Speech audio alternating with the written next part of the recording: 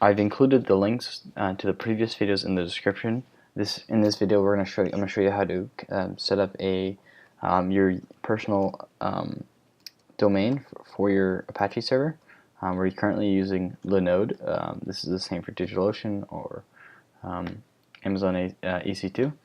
So what you're going to do here is switch over to your change directories to your etc Apache 2 sites available directory.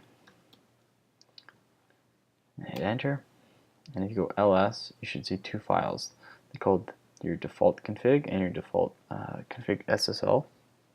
What we're going to do here is go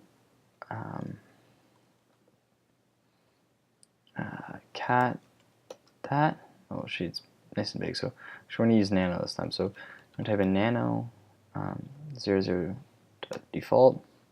There's a whole bunch of stuff, but the most important couple things to look at is here. So everything with the hashtags, or not hashtags, number signs are comments, so you don't have to worry about them. It points to our document root here. This is our server admin. This is where our logs go, so if we begin throwing logs, anything and everything goes into there. Whenever someone opens up the page, it goes into here, and so on. So what we're going to do is set up a domain, a custom domain for this website. And that's, so we're going to go server. As you can see, the comment says server name, and I'm going to call mine. I have a domain. I should look it up. So I now have my domain. I looked it up. So my domain is, instead of this number here, 4.5, it's going to be, when I type in working group, it's going to actually open up the proper web page. Like the same, it's going to open up the same web page, but instead using an actual domain. So what we're going to do is jump back over to a terminal, type in the server name, and type in your domain. So this would be whateveryouhave.com. You're going to type in the server alias, which is www.whateveryouhave.com. The document root, we already have that set up. Server admin. You can put your own email here, but I'm not going to. And then we're going to add, we have our logging, and the last thing we're going to add in here is write over access. And so this is like I use often to remove, that's going to root there. I use this often so I can remove the .php on websites. It's this allow overwrite command. Now please look up the the information about it before you actually just add it onto your server, but I personally use it. And then here I'm going to save this, write out, enter, and X.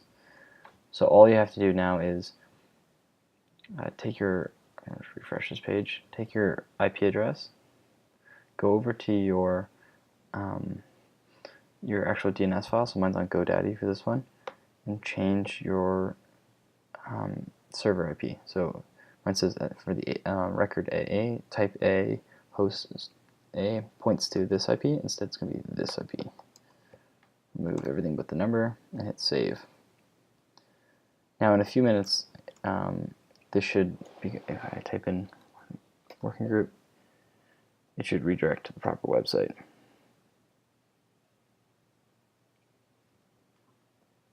This is not the right one. Make sure you hold Command Shift R, just so if anything gets cached, it refreshes. Okay, so, and if we jump back over here and hit Command Shift R and we refresh, eventually our domain should work. And see, as you can see, now works. So the workinggroup.com was what the domain I was using. That says hello from GitHub. And we can prove that by switching back over to our main directory, which is this one. And currently, I'm going to go nano or vi, and then type in, this will, actually, sorry, to change it, that's not, we'll do it through GitHub because we have set up Git, so that's the whole point of Git. So hello at, this is the domain I was using, so, and then we hit commit changes, and then if I go here and do git pull, You can see the changes made. And if I Command Shift R, it updates with our proper domain. So please subscribe to my channel if you like this video. Please give it a like and check out my next ones. They're in the description.